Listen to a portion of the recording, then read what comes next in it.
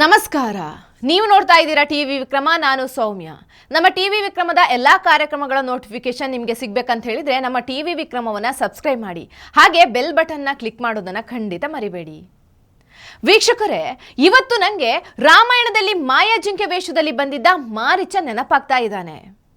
ಸನ್ಯಾಸಿ ವೇಷದಲ್ಲಿ ಬಂದು ಸೀತೆಯನ್ನು ಅಪಹರಿಸಿದ್ದ ಲಂಕಾಧಿಪತಿ ರಾವಣ ನೆನಪಾಗ್ತಾ ಇದ್ದಾನೆ. ಮಹಾಭಾರತದಲ್ಲಿ ಮಾತೃ ಸ್ವರೂಪಿಯಂತೆ ವೇಷ ಬದಲಿಸಿ ಶ್ರೀಕೃಷ್ಣನನ್ನ ಕೊಲ್ಲೋಕೆ ಬಂದಿದ್ದ ಪೂತನಿ ಎಂಬ ರಾಕ್ಷಸಿ ನೆನಪಾಗ್ತಾ ಇದ್ದಾಳೆ. ಇದನ್ನ ಈಗ ಯಾಕೆ ಹೇಳ್ತಾ ಇದ್ದೀನಿ ಅಂತ ನಿಮಗೆ ಪೂರ್ತಿ ಅರ್ಥ ಆಗಬೇಕು ಅಂದ್ರೆ ದಯವಿಟ್ಟು ಮಿಸ್ ಮಾಡದೆ ಪೂರ್ತಿ ಕಾರ್ಯಕ್ರಮವನ್ನ ನೋಡಿ.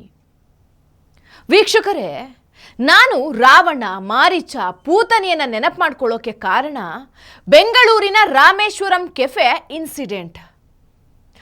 ರಾಮೇಶ್ವರಂ ಕೆಫೆ ಘಟನೆಯಲ್ಲಿ ಬಿಜೆಪಿಯ ಹಿಂದೂ ಕಾರ್ಯಕರ್ತನೊಬ್ಬನನ್ನ ಎನ್ಐಎ ವಿಚಾರಣೆಗೆ ಒಳಪಡಿಸಿದೆ. ಈ ವಿಷಯ ಹೊರಗೆ ಬರ್ತಾ ಇದ್ದ ಹಾಗೆ ಕಾಂಗ್ರೆಸ್ನ ರಣಹದ್ದುಗಳು ದೇಶಭಕ್ತರ ಪಕ್ಷದಲ್ಲೇ ಇದ್ದಾನೆ, ದೇಶದ್ರೋಹಿ ಅಂತ ಹೊಸ ನರೇಟಿವ್ ಸೃಷ್ಟಿ ಮಾಡೋದಕ್ಕೆ ಶುರು ಮಾಡಿವೆ. ಅಷ್ಟೇ ಅಲ್ಲ, ಇದನ್ನು ತಮ್ಮ ಚುನಾವಣೆಯ ಅಸ್ತ್ರ ಮಾಡ್ಕೊಳ್ಳೋಕೆ ಹೊರಟಿವೆ. ನಾಚಿಕೆ ಆಗ್ಬೇಕು ಇದ್ರಲ್ಲೂ ರಾಜಕೀಯ ಆಟ ಆಡ್ತಾ ಇರೋ ಕಾಂಗ್ರೆಸ್ಗೆ. ಆದ್ರೆ ಇವರ ಈ ರಾಜಕೀಯದ ಆಟ ಜಾಸ್ತಿ ಹೊತ್ತು ನಡೀಲೇ ಇಲ್ಲ. ಮಾಜಿ ಗೃಹ ಮಂತ್ರಿ ತೀರ್ಥಹಳ್ಳಿ ಶಾಸಕ ಅರಗ ಜ್ಞಾನೇಂದ್ರ ಸರಿಯಾಗಿ ಕೌಂಟರ್ ಕೊಟ್ಟಿದ್ದಾರೆ. ರಾಮೇಶ್ವರಂ ಕೆಫೆಯಲ್ಲಿ ಬಾಂಬ್ ಇಟ್ಟವನು ತೀರ್ಥಹಳ್ಳಿಯ ಮುಜವೀರ್ ಹುಸೇನ್ ಶಾಜೀಬ್ ಎಂಬ ಮುಸ್ಲಿಂ ಅಂತ ಗೊತ್ತಾಗ್ತಾ ಇದ್ದ ಹಾಗೆ ಗುಲಾಮರ ಬಾಯಿಗೆ ಬೀಗ ಬಿದ್ದಿತ್ತು. ಆದ್ರೆ ಯಾವಾಗ ಬಿಜೆಪಿ ಕಾರ್ಯಕರ್ತ ಸಾಯಿ ಪ್ರಸಾದ್ ಅನ್ನೋ ಯುವಕನನ್ನ ಎನ್ಐಎ ವಿಚಾರಣೆಗೆ ಕರೆದ್ರು, ಆಗ ಗುಲಾಮರಿಗೆ ಮತ್ತೆ ಜೀವ ಬಂದ್ಬಿಟ್ಟಿತ್ತು. ಸಾಯಿ ಪ್ರಸಾದ್ನನ್ನ ವಿಚಾರಣೆ ಮುಗಿಸಿ ಕಳಿಸಿದ್ದಾರೆ. ಮುಸಲ್ಮಾನ ನಡೆಸ್ತಾ ಇದ್ದ ಮೊಬೈಲ್ ಅಂಗಡಿಗೆ ಹೋಗಿ ಈತ ತನ್ನ ಹಳೆ ಮೊಬೈಲ್ ಸೇಲ್ ಮಾಡಿದ್ದ. ಆ ಮೊಬೈಲ್ ಎನ್ಐಎ ತನಿಖೆ ವೇಳೆ ಸಿಕ್ಕಿತ್ತು. ಸೊ ಅವನನ್ನ ವಿಚಾರಣೆಗೆ ಕರೆದಿದ್ದಾರೆ. ಇದೇ ರೀತಿ ಇನ್ನೂ 5-6 ಹಿಂದೂ ಯುವಕರು ತಮ್ಮ ಮುಸ್ಲಿಂ ಶಾಪ್ನಲ್ಲಿ ಮೊಬೈಲ್ ಸೇಲ್ ಮಾಡಿರೋ ಬಗ್ಗೆ ಅರಗ ಜ್ಞಾನೇಂದ್ರ ಮಾತಾಡಿದ್ದಾರೆ. ವೀಕ್ಷಕರೇ, ಇದು ನಿಜಕ್ಕೂ ಆತಂಕದ ವಿಷಯ. ಮೊಬೈಲ್ ಖರೀದಿ ಮಾಡೋದು, ಸೇಲ್ ಮಾಡೋದು ಅಥವಾ ಸಿಮ್ ಖರೀದಿ ಮಾಡೋಕೆ ಡಾಕ್ಯುಮೆಂಟ್ ನೀಡೋದು, ಇವೆಲ್ಲ ಎಷ್ಟು ಸೇಫ್ ಅಂತ ಕೇಳ್ಕೊಳ್ಳೋ ಸಮಯ ಬಂದಿದೆ. ಇದೇ ಕಾರಣಕ್ಕೆ ನಾನು ಮಾರೀಚ, ಪೂತನಿಯನ್ನ ನೆನಪಿಸಿಕೊಂಡಿದ್ದು. ಮುಸಲ್ಮಾನರಲ್ಲಿ ಈಗ ಒಂದು ಹೊಸ ವರಸೆ ಶುರುವಾಗಿದೆ. ಅಂಗಡಿಗೆ, ಹೋಟೆಲ್ಗೆ ಅಥವಾ ತಮ್ಮ ಬೇರೆ ಯಾವುದೋ ಬಿಸ್ನೆಸ್ಗೆ ಹಿಂದೂ ದೇವರ ಹೆಸರಿಡ್ತಾರೆ. ಲಕ್ಷ್ಮೀ ವೆಂಕಟೇಶ್ವರ ಕೆಫೆ, ಬಸವೇಶ್ವರ ಖಾನಾವಳಿ, ಸಿದ್ದೇಶ್ವರ ಖಾನಾವಳಿ, ಗಣೇಶ್ ಜ್ಯೂಸ್, ಹೀಗೆ ಹಿಂದೂ ದೇವರ ಹೆಸರಿಡ್ತಾರೆ. ಜನರನ್ನ ನಂಬಿಸೋಕೆ ತಮ್ಮ ಅಂಗಡಿ ಹೋಟೆಲ್ನಲ್ಲಿ ಹಿಂದೂ ದೇವರ ಫೋಟೋ ಇಟ್ಟು ಹೂವು ಹಾಕಿ ದೀಪ ಕೂಡ ಹಚ್ಚಿರ್ತಾರೆ. ಆದ್ರೆ ಪೇಮೆಂಟ್ ಮಾಡೋಕೆ ಫೋನ್ ಪೇ, ಗೂಗಲ್ ಪೇ ಮಾಡಿದಾಗ ಗೊತ್ತಾಗತ್ತೆ ಅವರ ರಿಯಲ್ ನೇಮ್ ಅದು ಮುಸಲ್ಮಾನ ಹೆಸರಲ್ಲಿರುತ್ತೆ. ಯಾಕೆ ಈ ವಂಚನೆ? ಇದು ಗ್ರಾಹಕರಿಗೆ ಮಾಡೋ ಮೋಸ ಅಲ್ವಾ? ಇದ್ರ ಹಿಂದೆ ಇರೋ ಉದ್ದೇಶ ಏನು? ಮುಸಲ್ಮಾನರು ಅಂತ ನಿಜ ಹೇಳಿ ಬಿಸ್ನೆಸ್ ಮಾಡೋಕೇನು ಕಷ್ಟ ಇವರಿಗೆ?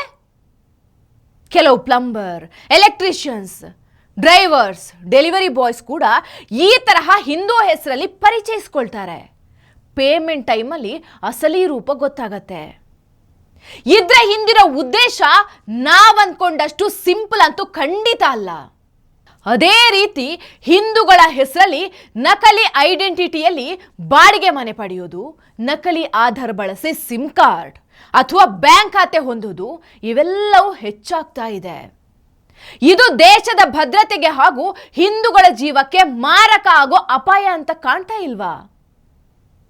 ರಾಮೇಶ್ವರ ಕೆಫೆ ಬ್ಲಾಸ್ಟ್ ಪ್ರಕರಣದಲ್ಲಿ ಮುನೀರ್, ಅಬ್ದುಲ್ ಮತೀನ್, ಮುಜವೀರ್ ಎಲ್ಲರೂ ಹಿಂದೂ ಐಡೆಂಟಿಟಿ ಬಳಸಿದ್ರು ಅನ್ನೋದಕ್ಕೆ ಸಾಕ್ಷಿ ಕೂಡ ಸಿಕ್ಕಿದೆ.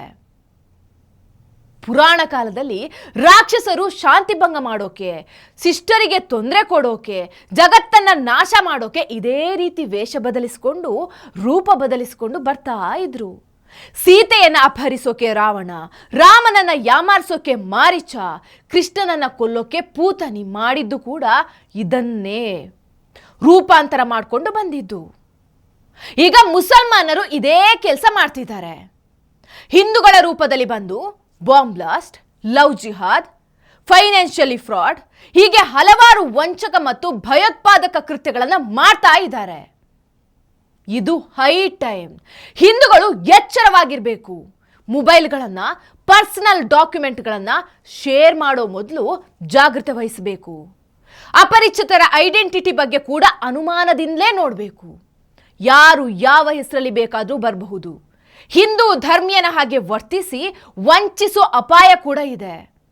ನಿಮ್ಮ ದಾಖಲೆ ಬಳಸಿ ನಕಲಿ ದಾಖಲೆ ಸೃಷ್ಟಿ ಮಾಡಿಕೊಂಡು ದೇಶ ವಿರೋಧಿ ಕೃತ್ಯದಲ್ಲಿ ಪಾಲ್ಗೊಳ್ಳೋ ಡೇಂಜರ್ ಸಹ ಇದೆ.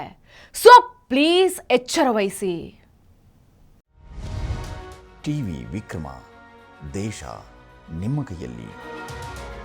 ಈ ಕಾರ್ಯಕ್ರಮ ನಿಮಗೆ ಇಷ್ಟ ಆಗಿದ್ದಲ್ಲಿ ಲೈಕ್, ಶೇರ್ ಹಾಗೂ ಕಮೆಂಟ್ ಮಾಡಿ. ಟಿವಿ ವಿಕ್ರಮದ ಕಾರ್ಯಕ್ರಮಗಳನ್ನು ನಿರಂತರವಾಗಿ ವೀಕ್ಷಿಸಲು ಸಬ್ಸ್ಕ್ರೈಬ್ ಮಾಡಿ, ಬೆಲ್ ಐಕನ್ ಒತ್ತಿ.